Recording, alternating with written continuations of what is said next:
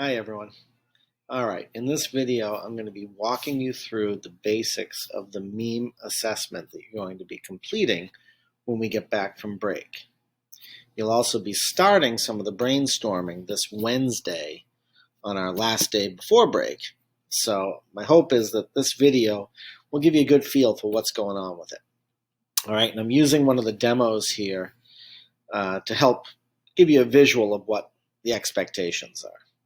And I'll also get into the instructions and the steps. So the basic thing with the meme, as you know, is it's an image with some sort of text on it, and it has a purpose.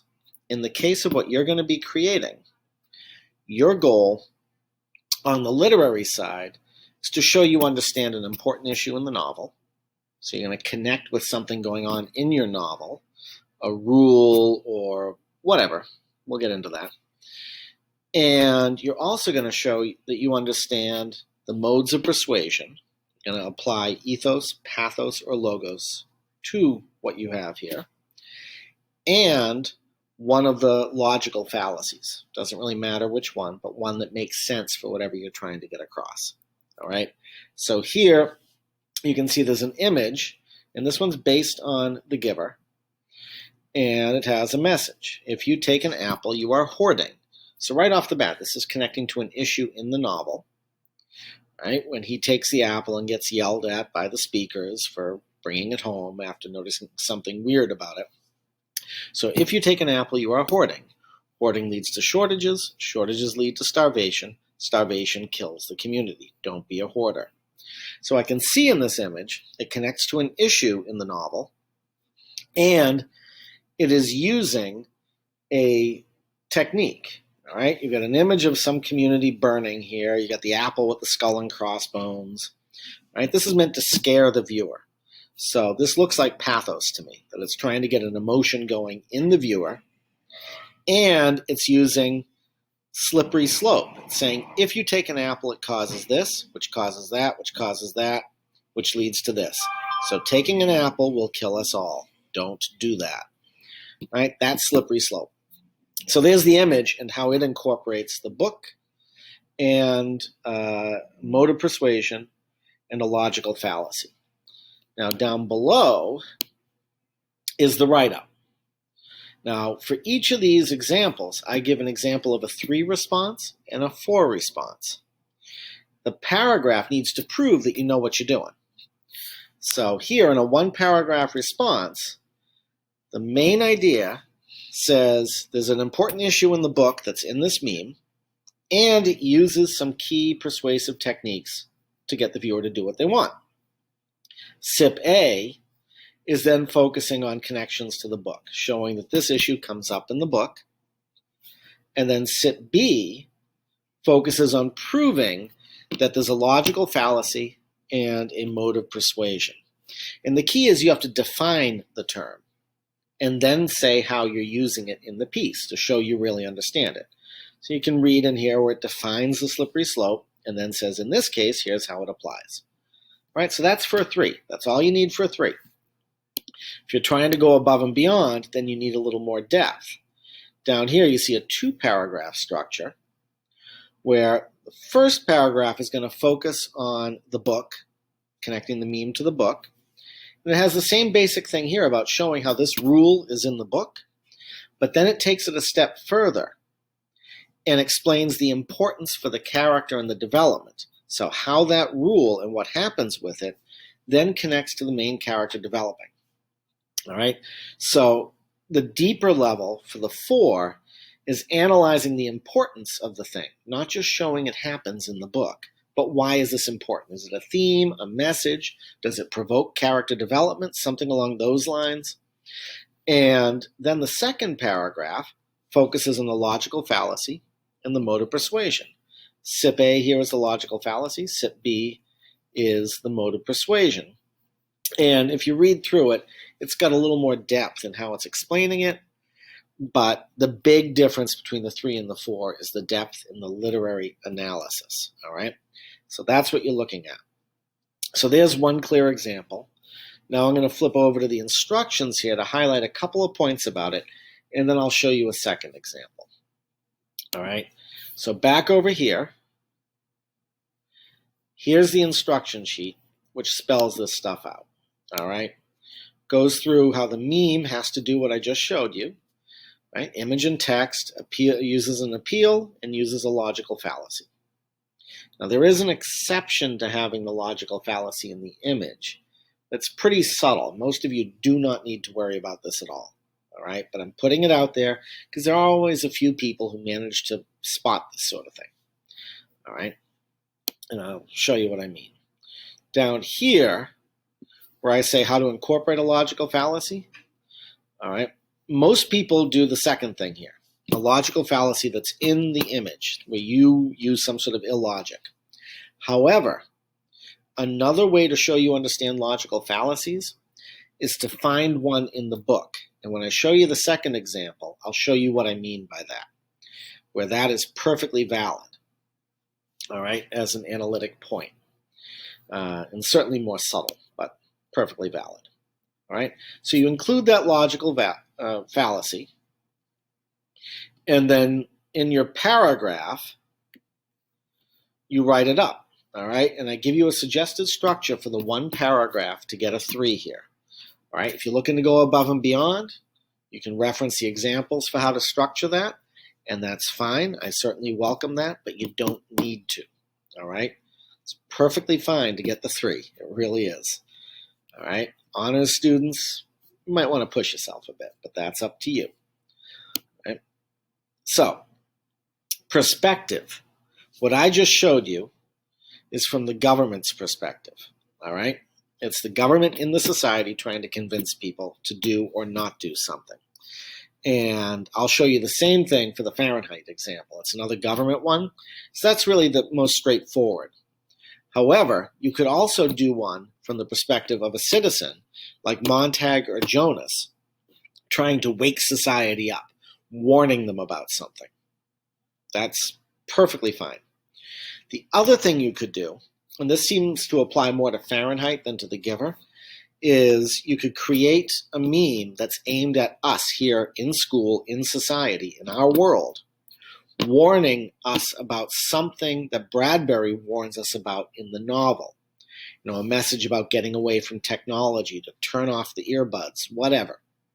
Something along that lines can work really well. I have some phenomenal examples of that from past students. All right? But again, the most basic one to do is just the government threatening people and warning them. All right? That's perfectly fine.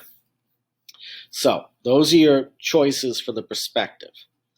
Now, I'll show you the second demo, which is over here. All right, same sort of thing. And by the way, this is exactly how your layout will be.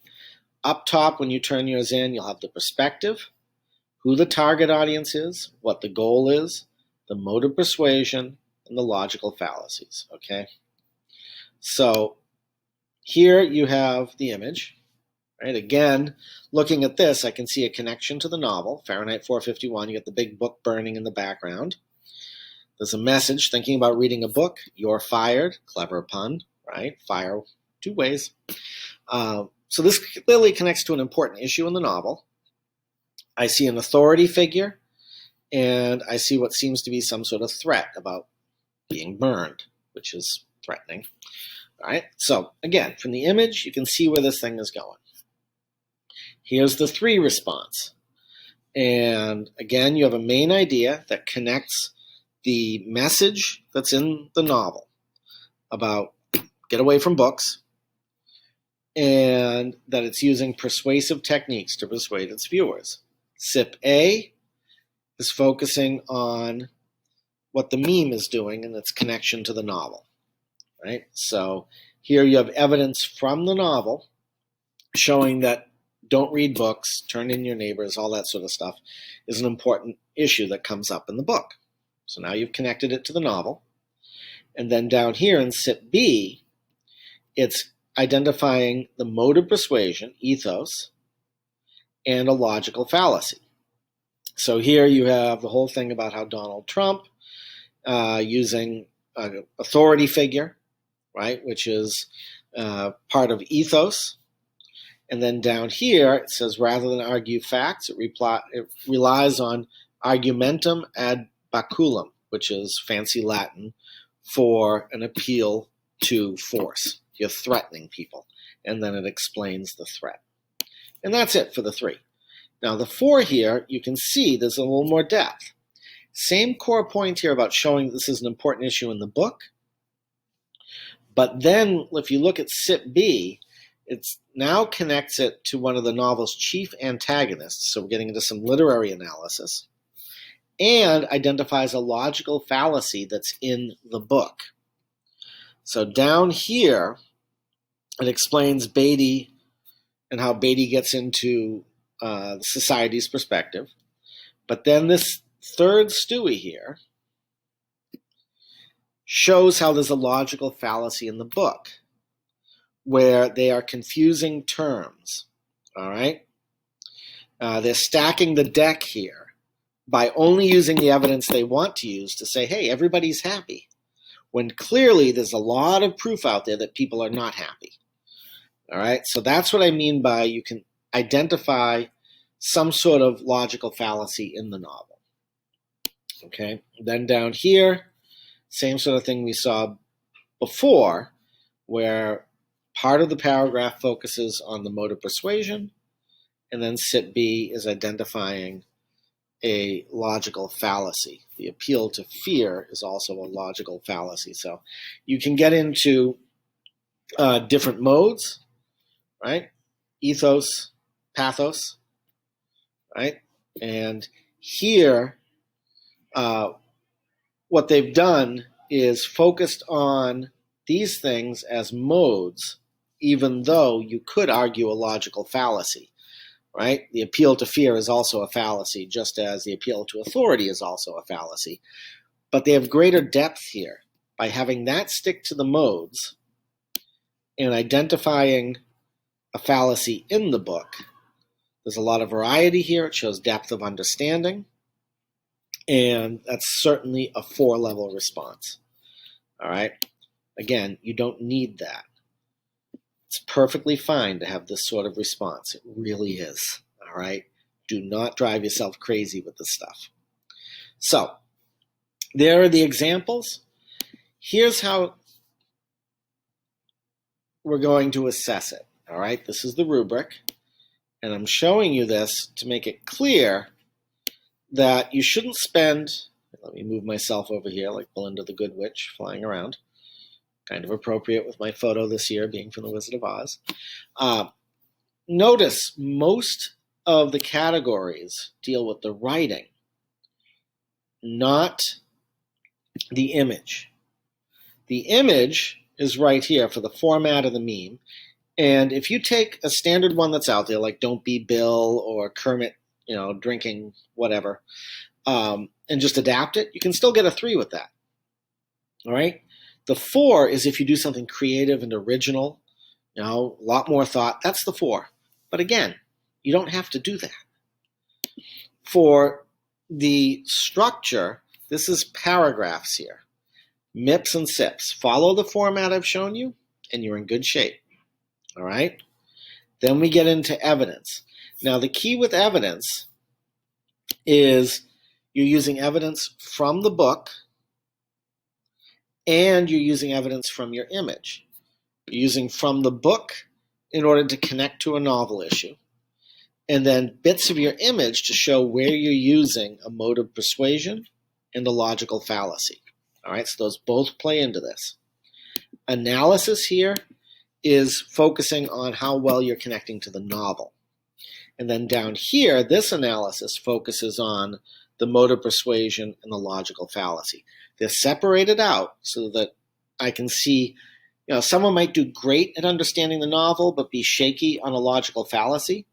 And so I want to be able to see the difference between the two, and I want you to see the difference between the two. And then, of course, you've got your grammar, usage, and mechanics, proofreading. All right, so that's how you're being scored. And the next steps, what you're doing with this information today as part of your preparation is taking a closer look at what I just went through. You're going to look at the instructions and the rubric and the demos, and jot down some thoughts about what you need to keep in mind and what you need to include. A lot of this you can get right from the instruction sheet too, but I just want to see that you're really paying attention, all right, that you've taken the time to look through this stuff. I don't want paragraphs. I don't want huge things. No, it's fine to copy and paste some bits from the instruction onto areas here. But I'm looking for you to think through what needs to be in the image, what sort of things go in the paragraph, and at the bottom, just a checklist of things you'll keep in mind when you go to design your image and do your write-up. All right, so you're going to get this done and get it turned in, and that'll be your credit for class. Looking ahead, in Wednesday's class, you're going to be doing a brainstorm. All right, and it's an initial group brainstorm where what you're going to try to do is just share ideas in a small group about different things you could write about in your memes. And you'll get some ideas on here. You'll start to come up with as many as you can so that later on you can flesh some of them out into a full idea that you'll turn into your picture. So your goal for Wednesday will be to walk away at the end of class with some ideas you might pursue. All right? So there's your overview of this whole thing. Per usual, if you have questions, post them in Schoology. Bring them up in Wednesday's class, certainly. And we'll build on it from there. All right? I want you to head into vacation with some idea of what we're doing with this. But, we'll build on it once we get back. So thanks for watching and listening, and I will see you soon.